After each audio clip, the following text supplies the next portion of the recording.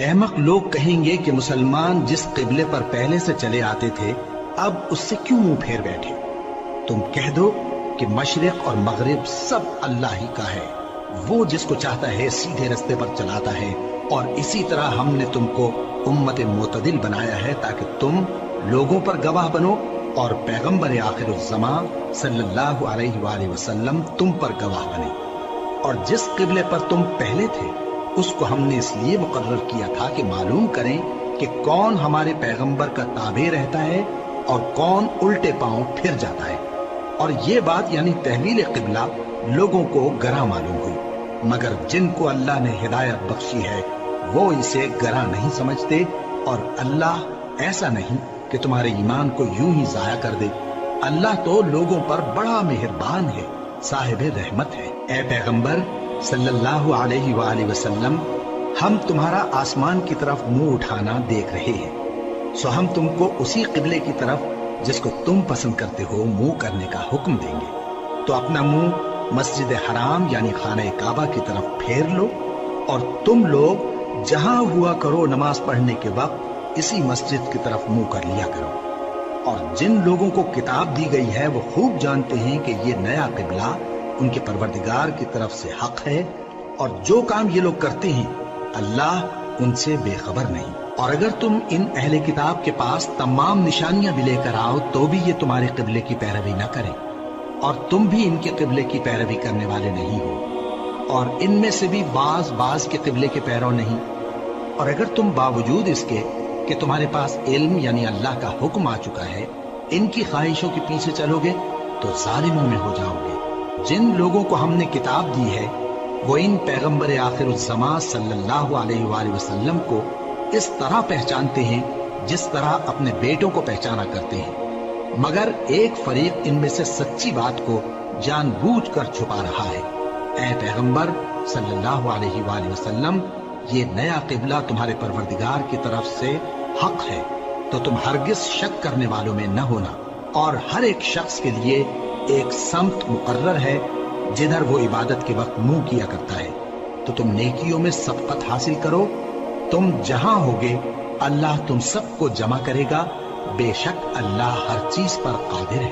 اور تم جہاں سے نکلو نماز میں اپنا منہ مسجد حرام کی طرف کر لیا کرو، بے شبہ یہ تمہارے پروردگار کی طرف سے حق ہے، اور تم لوگ جو کچھ کرتے ہو اللہ اس سے بے خبر نہیں۔ اور تم جہاں سے نکلو مسجد حرام کی طرف منہ کر کے نماز پڑھا کرو، اور مسلمانوں تم جہاں ہوا کرو اسی مسجد کی طرف رخ کیا کرو۔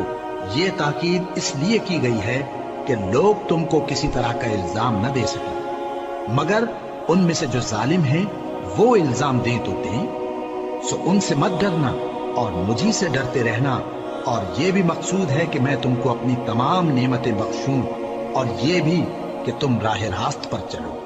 جس طرح من جملہ اور نعمتوں کے ہم نے تمہیں میں سے ایک رسول بھیجے ہیں جو تم کو ہماری آیتیں پڑھ پڑھ کر سناتے اور تمہیں پاک بناتے، اور کتاب یعنی قرآن اور دانائی سکھاتے ہیں، اور ایسی باتیں بتاتے ہیں جو تم پہلے نہیں جانتے تھے، سو تم مجھے یاد کیا کرو، میں تمہیں یاد کیا کروں گا، اور میرا احسان مانتے رہنا اور میری ناشکری نہ کرنا۔ اے ایمان والو، صبر اور نماز سے مدد لیا کرو، بے شک اللہ صبر کرنے والوں کے ساتھ ہے۔ اور جو لوگ اللہ کی راہ میں مارے جائیں ان کی نسبت یہ نہ کہنا کہ وہ مرے ہوئے ہیں، وہ مردہ نہیں بلکہ زندہ ہیں، لیکن تم کو شعور نہیں۔ اور ہم کسی قدر خوف اور بھوک اور مال اور جانوں اور میووں کے نقصان سے تمہاری آزمائش کریں گے، اور صبر کرنے والوں کو بشارت سنا دو کہ ان لوگوں پر جب کوئی مصیبت واقع ہوتی ہے تو کہتے ہیں کہ ہم اللہ ہی کا مال ہیں اور اسی کی طرف لوٹ کر جانے والے ہیں۔ یہی لوگ ہیں جن پر ان کے پروردگار کی عنایتیں ہیں اور خصوصی رحمت بھی ہے، اور یہی سیدھے رستے پر ہیں۔ بے شک کوہ صفا اور مروہ اللہ کی نشانیوں میں سے ہیں، تو جو شخص خانہ کعبہ کا حج یا عمرہ کرے اس پر کچھ گناہ نہیں کہ دونوں کے درمیان چکر لگائے، بلکہ یہ ایک نیک کام ہے، اور جو کوئی نیک کام کرے تو اللہ قدردان ہے، دانا ہے۔ جو لوگ ہمارے حکموں اور ہدایتوں کو جو ہم نے نازل کی ہیں کسی غرض فاسد سے چھپاتے ہیں، باوجود کہ ہم نے ان کو لوگوں کے سمجھانے کے لیے اپنی کتاب میں کھول کھول کر بیان کر دیا ہے۔ ایسوں پر اللہ اور تمام لعنت کرنے والے لعنت کرتے ہیں۔ ہاں، جو توبہ کرتے ہیں اور اپنی حالت درست کر لیتے ہیں اور احکام الہی کو صاف صاف بیان کر دیتے ہیں تو میں ان کے قصور معاف کر دیتا ہوں، اور میں بڑا معاف کرنے والا، بڑا مہربان ہوں۔ جو لوگ کافر ہوئے اور کافر ہی مرے، ایسوں پر اللہ کی اور فرشتوں کی اور انسانوں کی سب کی لعنت، وہ ہمیشہ اسی لعنت میں گرفتار رہیں گے۔ ان سے نہ تو عذاب ہلکا ہی کیا جائے گا اور نہ انہیں کچھ مہلت ملے گی۔ اور لوگوں، تمہارا معبود ایک ہی معبود ہے، اس بڑے مہربان اور رحم والے کے سوا کوئی عبادت کے لائق نہیں۔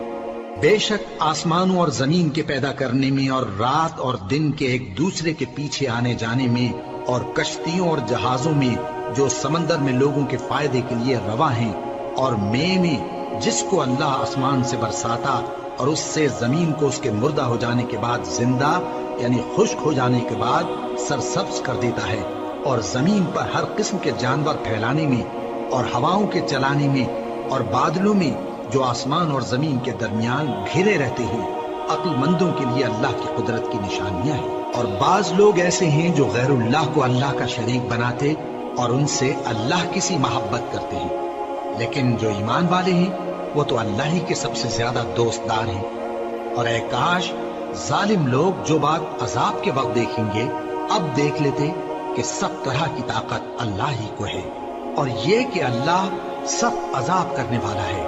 اس دن کفر کے پیشوا اپنے پیروں سے بیزاری ظاہر کریں گے اور دونوں عذاب الہی دیکھ لیں گے اور ان کے آپس کے تعلقات منقطع ہو جائیں گے۔ یہ حال دیکھ کر پیروی کرنے والے حسرت سے کہیں گے کہ اے کاش ہمیں پھر دنیا میں جانا نصیب ہو، تاکہ جس طرح یہ ہم سے بیزار ہو رہے ہیں اسی طرح ہم بھی ان سے بیزار ہوں۔ اس طرح اللہ ان کے اعمال حسرت بنا کر دکھائے گا اور وہ دوزخ سے نکل نہیں سکیں گے۔ لوگوں، جو چیزیں زمین میں حلال طیب ہیں وہ کھاؤ، اور شیطان کے قدموں پر نہ چلو، وہ تمہارا کھلا دشمن ہے۔ وہ تو تم کو برائی اور بے حیائی ہی کے کام کرنے کو کہتا ہے، اور یہ بھی کہ اللہ کی نسبت ایسی باتیں کہو جن کا تمہیں کچھ بھی علم نہیں۔ اور جب ان لوگوں سے کہا جاتا ہے کہ جو کتاب اللہ نے نازل فرمائی ہے اس کی پیروی کرو، تو کہتے ہیں نہیں، بلکہ ہم تو اسی چیز کی پیروی کریں گے جس پر ہم نے اپنے باپ دادا کو پایا۔ بھلا اگرچہ ان کے باپ دادا نہ کچھ سمجھتے ہوں اور نہ سیدھے رستے پر ہوں، تب بھی وہ انہی کی تقلید کیے جائیں گے۔ جو لوگ کافر ہیں ان کی مثال اس شخص کی سی ہے جو کسی ایسی چیز کو آواز دے جو پکار اور آواز کے سوا کچھ سن نہ سکے۔ یہ بہرے ہیں، گونگے ہیں، اندھے ہیں کہ کچھ سمجھ ہی نہیں سکتے۔ اے اہل ایمان، جو پاکیزہ چیزیں ہم نے تم کو عطا فرمائی ہیں ان کو کھاؤ، اور اگر اللہ ہی کے بندے ہو تو اس کی نعمتوں کا شکر بھی ادا کرو۔ اس نے تو تم پر بس مرا ہوا جانور اور لہو اور سور کا گوشت اور جس چیز پر اللہ کے سوا کسی اور کا نام پکارا جائے حرام کر دیا ہے۔ ہاں، جو مجبور ہو جائے بشرطے کہ اللہ کی نافرمانی نہ کرے اور حد ضرورت سے باہر نہ نکل جائے، اس پر کچھ گناہ نہیں۔ بے شک اللہ بخشنے والا ہے، رحم کرنے والا ہے۔ جو لوگ اللہ کی کتاب سے ان آیتوں اور ہدایتوں کو جو اس نے نازل فرمائی ہیں چھپاتے اور ان کے بدلے تھوڑی سی قیمت یعنی دنیاوی منفعت حاصل کرتے ہیں، وہ اپنے پیٹوں میں محض آگ بھرتے ہیں۔ ایسے لوگوں سے اللہ قیامت کے دن نہ کلام کرے گا اور نہ ان کو گناہوں سے پاک کرے گا، اور ان کے لیے دکھ دینے والا عذاب ہے۔ یہ وہ لوگ ہیں جنہوں نے ہدایت چھوڑ کر گمراہی اور بخشش چھوڑ کر عذاب خرید لیا۔ یہ آتش جہنم کی کیسی برداشت کرنے والے ہیں۔ یہ اس لیے کہ اللہ نے کتاب سچائی کے ساتھ نازل فرمائی، اور جن لوگوں نے اس کتاب میں اختلاف کیا وہ ضد میں آ کر نیکی سے دور ہو گئے ہیں۔ نیکی یہی نہیں کہ تم مشرق و مغرب کو قبلہ سمجھ کر ان کی طرف منہ کر لو، بلکہ نیکی یہ ہے کہ لوگ اللہ پر اور روز آخر پر اور فرشتوں پر اور اللہ کی کتاب پر اور پیغمبروں پر ایمان لائیں، اور مال باوجود عزیز رکھنے کے رشتہ داروں اور یتیموں اور محتاجوں اور مسافروں اور مانگنے والوں کو دیں، اور گردنوں کے چھڑانے میں خرچ کریں، اور نماز پڑھیں اور زکات دیں، اور جب عہد کر لیں تو اس کو پورا کریں، اور سختی اور تکلیف میں اور جنگ کے وقت ثابت قدم رہیں۔ یہی لوگ ہیں جو ایمان میں سچے ہیں، اور یہی ہیں جو اللہ سے ڈرنے والے ہیں۔ مومنوں، تم کو مقتولوں کے بارے میں قصاص یعنی خون کے بدلے خون کا حکم دیا جاتا ہے، اس طرح پر کہ آزاد کے بدلے آزاد مارا جائے، اور غلام کے بدلے غلام، اور عورت کے بدلے عورت۔ اور اگر قاتل کو اس کے مقتول بھائی کے قصاص میں سے کچھ معاف کر دیا جائے تو وارث مقتول کو پسندیدہ طریق سے قرارداد کی پیروی یعنی مطالبہ خون بہا کرنا اور قاتل کو خوشخوئی کے ساتھ ادا کرنا چاہیے۔ یہ تمہارے پروردگار کی طرف سے تمہارے لیے آسانی اور مہربانی ہے۔ اب جو اس کے بعد زیادتی کرے اس کے لیے دکھ کا عذاب ہے۔ اور اے اہل عقل، حکم قصاص میں تمہاری زندگانی ہے کہ تم قتل و خونریزی سے بچو۔ تم پر فرض کیا جاتا ہے کہ جب تم میں سے کسی کو موت کا وقت آ جائے تو اگر وہ کچھ مال چھوڑ جانے والا ہو تو ماں باپ اور رشتہ داروں کے لیے دستور کے مطابق وصیت کر جائے۔ اللہ سے ڈرنے والوں پر یہ ایک حق ہے۔ پھر جو شخص وصیت کو سننے کے بعد اس کو بدل ڈالے تو اس کے بدلنے کا گناہ انہی لوگوں پر ہے جو اس کو بدلے، اور بے شک اللہ سنتا جانتا ہے۔ اب اگر کسی کو وصیت کرنے والے کی طرف سے کسی وارث کی طرفداری یا حق تلفی کا اندیشہ ہو تو اگر وہ وصیت کو بدل کر وارثوں میں صلح کرا دے تو اس پر کچھ گناہ نہیں، بے شک اللہ بخشنے والا ہے، رحم والا ہے۔ مومنوں، تم پر روزے فرض کیے گئے ہیں جس طرح تم سے پہلے لوگوں پر فرض کیے گئے تھے تاکہ تم پرہیزگار بنو۔ روزوں کے دن گنتی کے چند روز ہیں، تو جو شخص تم میں سے بیمار ہو یا سفر میں ہو تو دوسرے دنوں میں روزوں کا شمار پورا کر لیں۔ اور جو لوگ روزہ رکھنے کی طاقت رکھیں لیکن رکھے نہیں، وہ روزے کے بدلے محتاج کو کھانا کھلا دیں۔ اور جو کوئی اپنی مرضی سے زیادہ نیکی کرے تو اس کے حق میں زیادہ اچھا ہے، اور اگر سمجھو تو روزہ رکھنا ہی تمہارے حق میں بہتر ہے۔ روزوں کا مہینہ رمضان کا مہینہ ہے جس میں قرآن اول نازل ہوا، جو لوگوں کا رہنما ہے اور جس میں ہدایت کی کھلی نشانیاں ہیں اور جو حق و باطل کو الگ الگ کرنے والا ہے۔ تو جو کوئی تم میں سے اس مہینے میں موجود ہو چاہیے کہ پورے مہینے کے روزے رکھے، اور جو بیمار ہو یا سفر میں ہو تو دوسرے دنوں میں روزے رکھ کر ان کا شمار پورا کر لے۔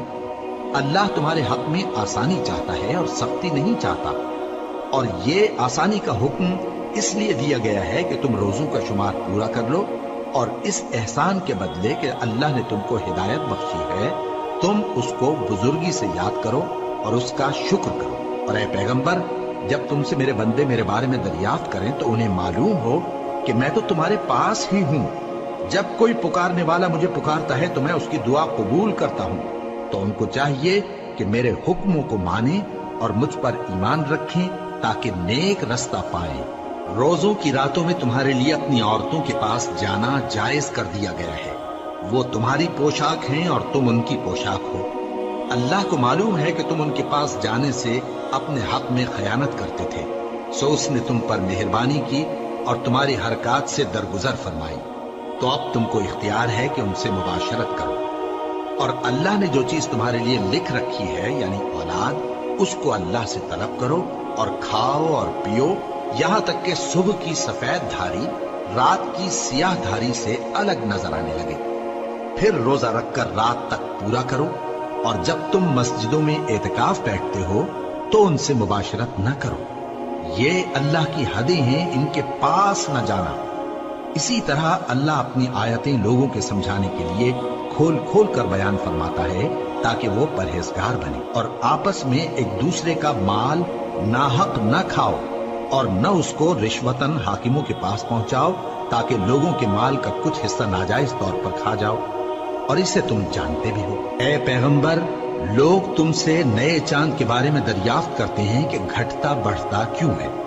کہہ دو کہ وہ لوگوں کے کاموں کی میعادیں اور حج کے وقت معلوم ہونے کا ذریعہ ہے، اور نیکی اس بات میں نہیں کہ احرام کی حالت میں گھروں میں ان کے پچھواڑے کی طرف سے آؤ، بلکہ نیکوکار وہ ہے جو پرہیزگار ہو، اور گھروں میں ان کے دروازوں سے آیا کرو، اور اللہ سے ڈرتے رہو تاکہ کامیاب ہو جاؤ۔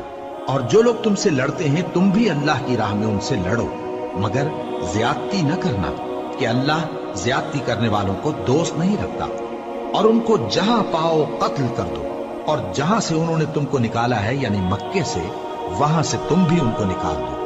اور دین سے گمراہ کرنے کا فساد قتل و خونریزی سے کہیں بڑھ کر ہے، اور جب تک وہ تم سے مسجد حرام یعنی خانہ کعبہ کے پاس نہ لڑیں، تم بھی وہاں ان سے نہ لڑنا۔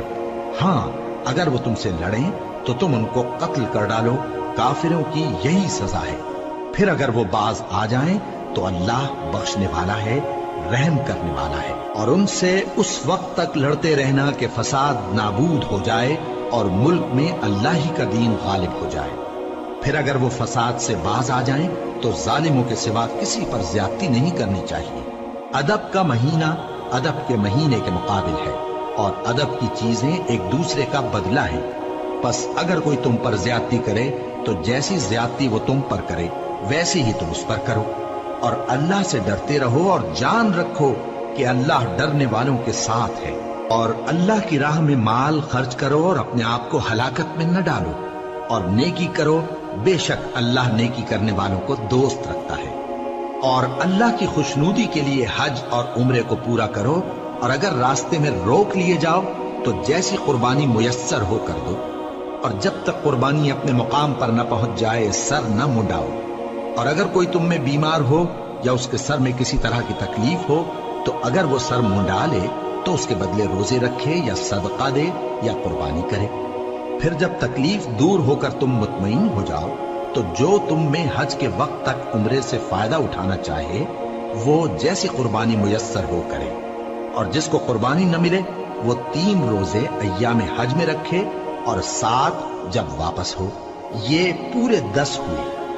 یہ حکم اس شخص کے لیے ہے جس کے اہل و عیال مکے میں نہ رہتے ہوں۔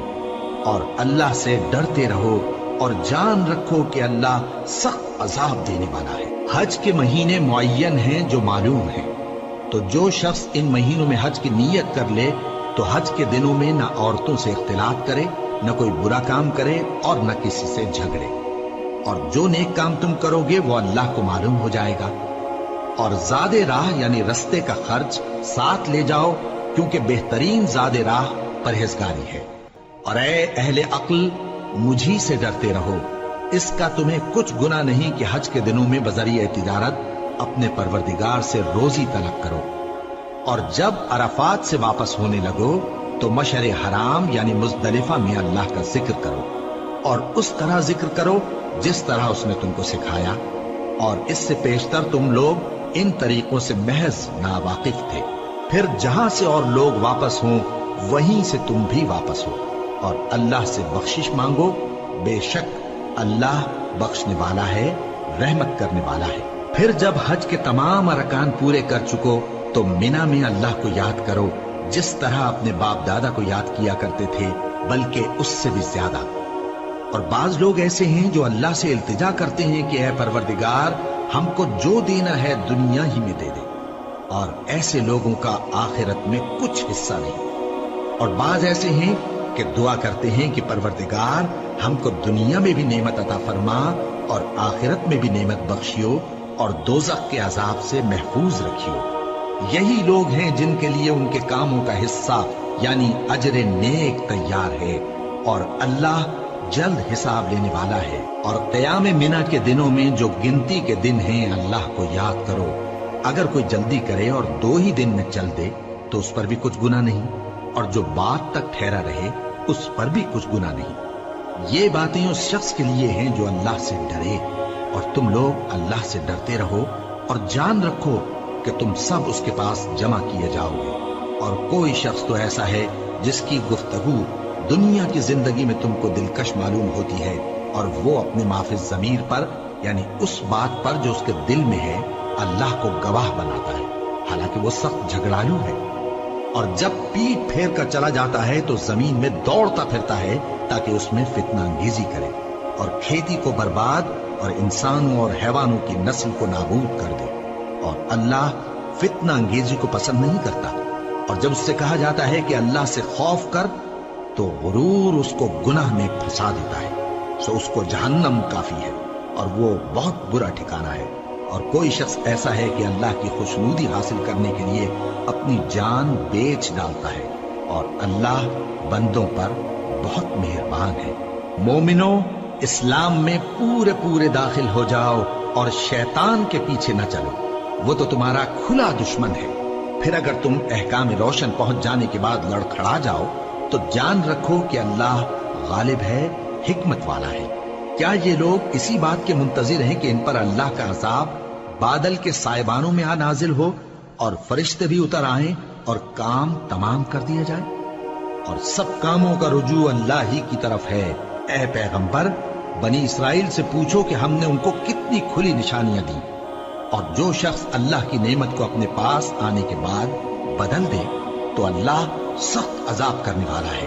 اور جو کافر ہیں ان کے لیے دنیا کی زندگی خوشنما کر دی گئی ہے، اور وہ مومنوں سے تمسخر کرتی ہیں، لیکن جو پرہیزگار ہیں وہ قیامت کے دن ان سے اوپر ہوں گے۔ اور اللہ جس کو چاہتا ہے بے حساب رزق دیتا ہے۔ پہلے تو سب لوگوں کا ایک ہی مذہب تھا، لیکن وہ آپس میں اختلاف کرنے لگے تو اللہ نے ان کی طرف بشارت دینے والے اور ڈر سنانے والے پیغمبر بھیجے، اور ان پر سچائی کے ساتھ کتابیں نازل کی، تاکہ جن امور میں لوگ اختلاف کرتے تھے ان کا ان میں فیصلہ کر دے۔ اور اس میں اختلاف بھی انہی لوگوں نے کیا جن کو کتاب دی گئی تھی، باوجود کہ ان کے پاس کھلے ہوئے احکام آ چکے تھے، اور یہ اختلاف انہوں نے صرف آپس کی ضد سے کیا۔ تو جس امر حق میں وہ اختلاف کرتے تھے اللہ نے اپنی مہربانی سے مومنوں کو اس کی راہ دکھا دی، اور اللہ جس کو چاہتا ہے سیدھا رستہ دکھا دیتا ہے۔ کیا تم یہ خیال کرتے ہو کہ یوں ہی بہشت میں داخل ہو جاؤ گے، اور ابھی تم کو پہلے لوگوں کی سی مشکلیں تو پیش آئی ہی نہیں؟ ان کو بڑی بڑی سختیاں اور تکلیفیں پہنچیں، اور وہ صعوبتوں میں ہلا ہلا دیے گئے، یہاں تک کہ پیغمبر اور مومن لوگ جو ان کے ساتھ تھے سب پکار اٹھے کہ کب اللہ کی مدد آئے گی۔ دیکھو، اللہ کی مدد ان قریب آیا چاہتی ہے۔ اے نبی، لوگ تم سے پوچھتے ہیں کہ اللہ کی راہ میں کس طرح کا مال خرچ کریں۔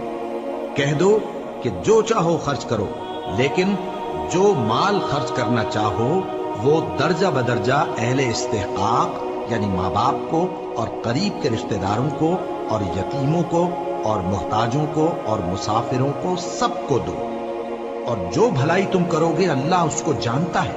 مسلمانوں، تم پر اللہ کے رستے میں لڑنا فرض کر دیا گیا ہے، اور وہ تمہیں ناگوار تو ہوگا، مگر عجب نہیں کہ ایک چیز تم کو بری لگے اور وہ تمہارے حق میں بھلی ہو، اور عجب نہیں کہ ایک چیز تم کو بھلی لگے اور وہ تمہارے لیے مضر ہو، اور ان باتوں کو اللہ ہی بہتر جانتا ہے اور تم نہیں جانتے۔ اے پیغمبر، لوگ تم سے عزت والے مہینوں میں لڑائی کرنے کے بارے میں دریافت کرتے ہیں، کہہ دو کہ ان میں لڑنا بڑا گناہ ہے، اور اللہ کی راہ سے روکنا اور اس سے کفر کرنا اور مسجد حرام یعنی خانہ کعبہ میں جانے سے بند کرنا اور اہل مسجد کو اس میں سے نکال دینا جو یہ کفار کرتے ہیں، اللہ کے نزدیک اس سے بھی زیادہ گناہ ہے، اور فتنہ انگیزی خونریزی سے بھی بڑھ کر ہے۔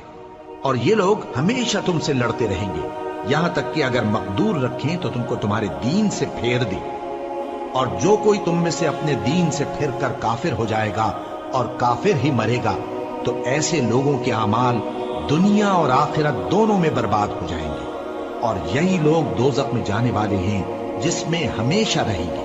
جو لوگ ایمان لائے اور اللہ کے لیے وطن چھوڑ گئے اور کفار سے جنگ کرتے رہے وہی اللہ کی رحمت کے امیدوار ہیں، اور اللہ بخشنے والا ہے، رحمت کرنے والا ہے۔ اے پیغمبر، لوگ تم سے شراب اور جوئے کا حکم دریافت کرتے ہیں، کہہ دو کہ ان میں گناہ بڑے ہیں اور لوگوں کے لیے کچھ فائدے بھی ہیں، مگر ان کے گناہ فائدوں سے کہیں زیادہ ہیں۔ اور یہ بھی تم سے پوچھتے ہیں کہ اللہ کی راہ میں کون سا مال خرچ کریں، کہہ دو کہ جو ضرورت سے زیادہ ہو۔ اس طرح اللہ تمہارے لیے اپنے احکام کھول کھول کر بیان فرماتا ہے تاکہ تم سوچو، یعنی دنیا اور آخرت کی باتوں میں غور کرو۔ اور تم سے یتیموں کے بارے میں بھی دریافت کرتے ہیں، کہہ دو کہ ان کی حالت کی اصلاح بہت اچھا کام ہے، اور اگر تم ان سے مل جل کر رہنا یعنی خرچ اکٹھا رکھنا چاہو تو وہ تمہارے بھائی ہیں، اور اللہ خوب جانتا ہے کہ خرابی کرنے والا کون ہے اور اصلاح کرنے والا کون۔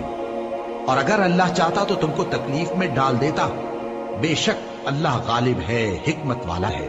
اور مومنوں مشرک عورتوں سے جب تک وہ ایمان نہ لائیں نکاح نہ کرنا، کیونکہ مشرک عورت خواہ تم کو کیسی ہی بھلی لگے اس سے مومن لونڈی بہتر ہے۔ اور اسی طرح مشرک مرد جب تک ایمان نہ لائیں مومن عورتوں کو ان کی زوجیت میں نہ دینا، کیونکہ مشرک مرد سے خواہ وہ تم کو کیسا ہی بھلا لگے مومن غلام بہتر ہے۔ یہ مشرک لوگوں کو دوزخ کی طرف بلاتی ہیں، اور اللہ اپنی مہربانی سے بہشت اور بخشش کی طرف بلاتا ہے، اور اپنے حکم لوگوں سے کھول کھول کر بیان کرتا ہے تاکہ نصیحت حاصل کریں۔ اور تم سے حیض کے بارے میں دریافت کرتے ہیں، کہہ دو وہ تو نجاست ہے، سو ایام حیض میں عورتوں سے کنارہ کش رہو، اور جب تک وہ پاک نہ ہو جائیں ان سے مقاربت نہ کرو۔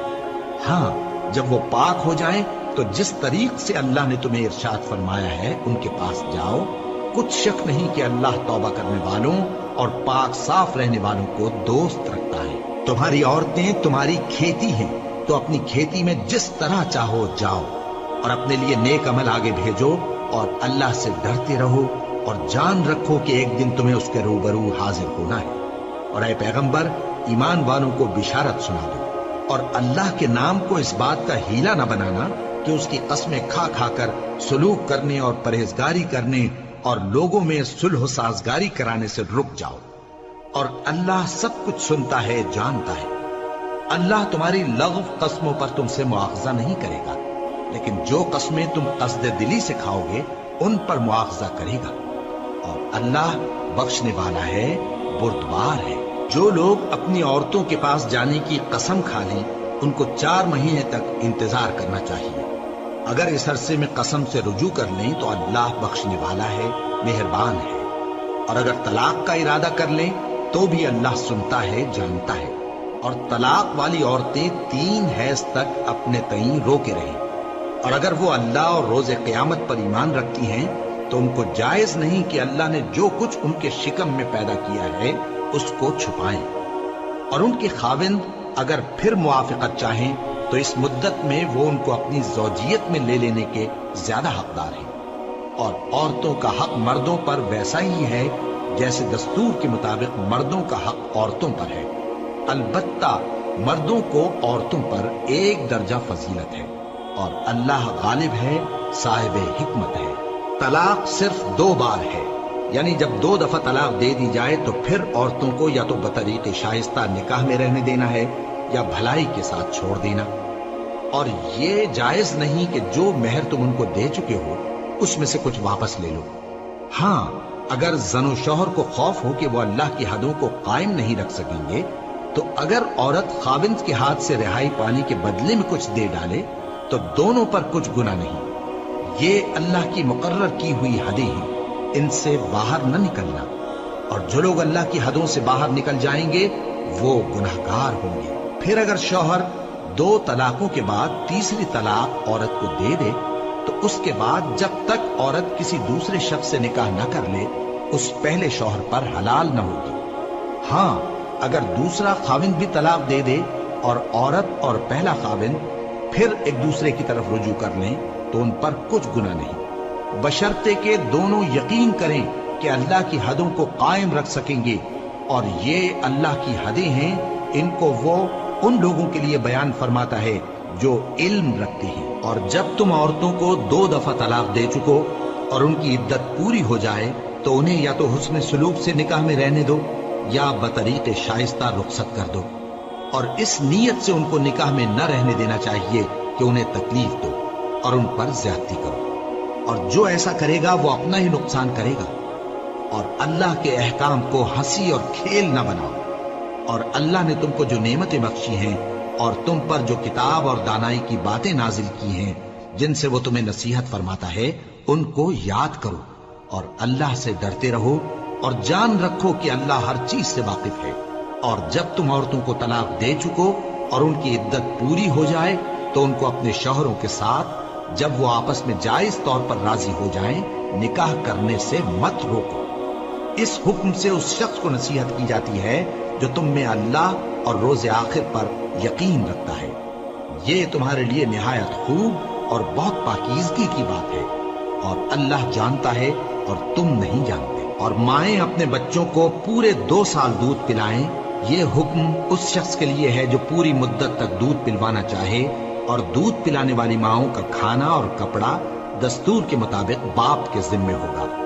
کسی شخص کو اس کی طاقت سے زیادہ تکلیف نہیں دی جاتی، تو یاد رکھو کہ نہ تو ماں کو اس کے بچے کے سبب نقصان پہنچایا جائے اور نہ باپ کو اس کی اولاد کی وجہ سے نقصان پہنچایا جائے، اور اسی طرح نان و نفقہ بچے کے وارث کے ذمے ہے۔ اور اگر دونوں یعنی ماں باپ آپس کی رضامندی اور صلاح سے بچے کا دودھ چھڑانا چاہیں تو ان پر کچھ گناہ نہیں، اور اگر تم اپنی اولاد کو دودھ پلوانا چاہو تو تم پر کچھ گناہ نہیں، بشرطے کہ تم دودھ پلانے والیوں کو دستور کے مطابق ان کا حق جو تم نے دینا کیا تھا دے دو، اور اللہ سے ڈرتے رہو اور جان رکھو کہ جو کچھ تم کرتے ہو اللہ اس کو دیکھ رہا ہے۔ اور جو لوگ تم میں سے مر جائیں اور عورتیں چھوڑ جائیں تو وہ عورتیں 4 مہینے اور 10 دن اپنے آپ کو روکے رہیں، اور جب یہ عدت پوری کر چکیں اور اپنے حق میں پسندیدہ کام یعنی نکاح کر لیں تو تم پر کچھ گناہ نہیں، اور اللہ تمہارے سب کاموں سے واقف ہے۔ اگر تم اشارے کنائے میں عورتوں کو نکاح کا پیغام بھیجو یا نکاح کی خواہش کو اپنے دلوں میں مخفی رکھو تو تم پر کچھ گناہ نہیں۔ اللہ کو معلوم ہے کہ تم ان سے نکاح کا ذکر کرو گے، مگر ایام عدت میں اس کے سوا کے دستور کے مطابق کوئی بات کہہ دو، پوشیدہ طور پر ان سے قول و قرار نہ کرنا، اور جب تک عدت پوری نہ ہو لے نکاح کا پختہ ارادہ نہ کرنا، اور جان رکھو کہ جو کچھ تمہارے دلوں میں ہے اللہ کو سب معلوم ہے، تو اس سے ڈرتے رہو اور جان رکھو کہ اللہ بخشنے والا ہے، حلم والا ہے۔ اور اگر تم عورتوں کو ان کے پاس جانے یا ان کا مہر مقرر کرنے سے پہلے طلاق دے دو تو تم پر کچھ گناہ نہیں، ہاں ان کو دستور کے مطابق کچھ خرچ ضرور دو، یعنی مقدور والا اپنے مقدور کے مطابق دے اور تنگ دست اپنی حیثیت کے مطابق۔ نیک لوگوں پر یہ ایک طرح کا حق ہے۔ اور اگر تم عورتوں کو ان کے پاس جانے سے پہلے طلاق دے دو لیکن مہر مقرر کر چکے ہو تو آدھا مہر دینا ہوگا۔ ہاں اگر عورتیں مہر بخش دیں یا مرد جن کے ہاتھ میں عقد نکاح ہے اپنا حق چھوڑ دیں اور پورا مہر دے دیں تو ان کو اختیار ہے۔ اور اگر تم مرد لوگ ہی اپنا حق چھوڑ دو تو یہ پرہیزگاری کی بات ہے، اور آپس میں بھلائی کرنے کو فراموش نہ کرنا۔ کچھ شک نہیں کہ اللہ تمہارے سب کاموں کو دیکھ رہا ہے۔ مسلمانوں، سب نمازیں خصوصاً بیچ کی نماز یعنی نماز عصر پورے اہتمام کے ساتھ ادا کرتے رہو اور اللہ کے آگے ادب سے کھڑے رہا کرو۔ پھر اگر تم خوف کی حالت میں ہو تو پیادے یا سوار جس حال میں ہو نماز پڑھ لو۔ پھر جب امن و اطمینان ہو جائے تو جس طریق سے اللہ نے تم کو سکھایا ہے جو تم پہلے نہیں جانتے تھے اللہ کو یاد کرو۔ اور جو لوگ تم میں سے مر جائیں اور عورتیں چھوڑ جائیں وہ اپنی عورتوں کے حق میں وصیت کر جائیں کہ ان کو 1 سال تک خرچ دیا جائے اور گھر سے نہ نکالی جائے۔ ہاں اگر وہ خود گھر سے چلی جائیں اور اپنے حق میں پسندیدہ کام یعنی نکاح کر لیں تو تم پر کچھ گناہ نہیں، اور اللہ زبردست ہے، حکمت والا ہے۔ اور مطلقہ عورتوں کو بھی دستور کے مطابق نان و نفقہ دینا چاہیے، پرہیزگاروں پر یہ بھی حق ہے۔ اسی طرح اللہ اپنے احکام تمہارے لیے بیان فرماتا ہے تاکہ تم سمجھو۔ بھلا تم نے ان لوگوں کو نہیں دیکھا جو شمار میں ہزاروں ہی تھے اور موت کے ڈر سے اپنے گھروں سے نکل بھاگے تھے؟ تو اللہ نے ان کو حکم دیا کہ مر جاؤ، پھر ان کو زندہ بھی کر دیا۔ کچھ شک نہیں کہ اللہ لوگوں پر مہربانی رکھتا ہے، لیکن اکثر لوگ شکر نہیں کرتے۔ اور مسلمانوں، اللہ کی راہ میں جہاد کرو اور جان رکھو کہ اللہ سب کچھ سنتا ہے، سب کچھ جانتا ہے۔ کون ہے کہ اللہ کو قرض حسنہ دے کہ وہ اس کے بدلے اس کو کئی گنا زیادہ دے گا؟ اور اللہ ہی روزی کو تنگ کرتا اور وہی اسے کشادہ کرتا ہے، اور تم اسی کی طرف لوٹ کر جاؤ گے۔ بھلا تم نے بنی اسرائیل کی ایک جماعت کو نہیں دیکھا جس نے موسیٰ کے بعد اپنے پیغمبر سے کہا کہ آپ ہمارے لیے ایک بادشاہ مقرر کر دیں تاکہ ہم اللہ کی راہ میں جہاد کریں؟ پیغمبر نے کہا کہ اگر تم کو جہاد کا حکم دیا جائے تو ایسا تو نہیں کہ لڑنے سے پہلو تہی کرو۔ وہ کہنے لگے کہ ہم اللہ کی راہ میں کیوں نہ لڑیں گے جبکہ ہم وطن سے خارج اور بال بچوں سے جدا کر دیے گئے۔ پھر جب ان کو جہاد کا حکم دیا گیا تو چند اشخاص کے سوا سب پھر گئے، اور اللہ ظالموں سے خوب واقف ہے۔ اور پیغمبر نے ان سے یہ بھی کہا کہ اللہ نے تم پر طالوت کو بادشاہ مقرر فرمایا ہے وہ بولے کہ اسے ہم پر بادشاہی کا حق کیوں کر ہو سکتا ہے؟ اس سے بڑھ کر بادشاہی کے مستحق تو ہم ہیں، اور اس کے پاس تو بہت سی دولت بھی نہیں۔ پیغمبر نے کہا کہ اللہ نے اس کو تم پر فضیلت دی ہے اور بادشاہی کے لیے منتخب فرمایا ہے۔ اس نے اسے علم بھی بہت سا بخشا ہے اور تن و توش بھی بڑا عطا کیا ہے، اور اللہ کو اختیار ہے جسے چاہے بادشاہی بخشے، وہ بڑا کشائش والا ہے، دانا ہے۔ اور پیغمبر نے ان سے کہا کہ ان کی یعنی طالوت کی بادشاہی کی نشانی یہ ہے کہ تمہارے پاس وہ صندوق آئے گا جس کو فرشتے اٹھائے ہوئے ہوں گے، اس میں تمہارے پروردگار کی طرف سے تسلی بخشنے والی چیز ہوگی اور کچھ اور چیزیں بھی ہوں گی جو موسیٰ اور ہارون چھوڑ گئے تھے۔ اگر تم ایمان رکھتے ہو تو یہ تمہارے لیے ایک بڑی نشانی ہے۔ غرض جب طالوت فوجیں لے کر روانہ ہوا تو اس نے ان سے کہا کہ اللہ ایک نہر سے تمہاری آزمائش کرنے والا ہے، جو شخص اس میں سے پانی پی لے گا اس کی نسبت تصور کیا جائے گا کہ وہ میرا نہیں، اور جو نہ پیے گا وہ سمجھا جائے گا کہ میرا ہے۔ ہاں اگر کوئی ہاتھ سے چلو بھر پانی لے لے تو خیر۔ جب وہ لوگ نہر پر پہنچے تو چند آدمیوں کے سوا سب نے پانی پی لیا۔ پھر جب طالوت اور مومن لوگ جو اس کے ساتھ تھے نہر کے پار ہو گئے تو کہنے لگے کہ آج ہم میں جالوت اور اس کے لشکر سے مقابلہ کرنے کی طاقت نہیں۔ جو لوگ یقین رکھتے تھے کہ ان کو اللہ کے روبرو حاضر ہونا ہے، وہ کہنے لگے کہ بسا اوقات تھوڑی سی جماعت نے اللہ کے حکم سے بڑی جماعت پر فتح حاصل کی ہے، اور اللہ ثابت قدم رہنے والوں کے ساتھ ہے۔ اور جب وہ لوگ جالوت اور اس کے لشکر کے مقابل میں آئے تو اللہ سے دعا کی کہ اے پروردگار، ہم پر صبر کے دہانے کھول دے اور ہمیں لڑائی میں ثابت قدم رکھ اور لشکر کفار پر فتح یاب کر۔ تو طالوت کی فوج نے اللہ کے حکم سے ان کو شکست دے دی، اور داؤد نے جالوت کو قتل کر ڈالا، اور اللہ نے ان کو بادشاہی اور دانائی بخشی اور جو کچھ چاہا سکھایا۔ اور اگر اللہ لوگوں کو ایک دوسرے پر چڑھائی اور حملہ کرنے سے نہ ہٹاتا رہتا تو کرۂ ارض تباہ ہو جاتا، لیکن اللہ اہل عالم پر بڑا مہربان ہے۔ یہ اللہ کی آیتیں ہیں جو ہم تم کو سچائی کے ساتھ پڑھ کر سناتے ہیں، اور اے محمد صلی اللہ علیہ وآلہ وسلم، تم بلا شبہ پیغمبروں میں سے ہو۔